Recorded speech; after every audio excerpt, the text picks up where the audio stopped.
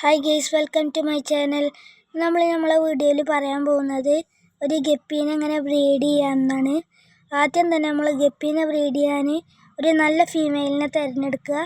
പിന്നെ അതിന് നമ്മൾ കുറേ ലൈവ് ഫുഡ്സ് കൊടുക്കണം. ലൈവ് ഫുഡ്സ് മസ്റ്റാണ്. ലൈവ് ഫുഡ്സ് ഇല്ലാതെ നല്ല ക്വാളിറ്റിയുള്ള കുട്ടികളെ കിട്ടില്ല. ലൈവ് ഫുഡ്സും കൂടെ അതേപോലെ പെല്ലറ്റും കൊടുക്കണം. എന്നാൽ തന്നെയുള്ളൂ നമുക്കൊരു ഗപ്പീനെ ബ്രീഡാക്കാൻ പറ്റുക. ഇപ്പോൾ നിങ്ങൾ കണ്ടുകൊണ്ടിരിക്കുന്ന ഡംബോറിൻ്റെ ബിഗ് ഇയറിൻ്റെ ഫീമെയിലാണ്. ഇതിന് നമ്മൾ കൊടുക്കേണ്ടത് മൊയിന, കൂത്താടി, അങ്ങനെ കുറേ ലൈവ് ഫുഡ്സ് ഉണ്ട്.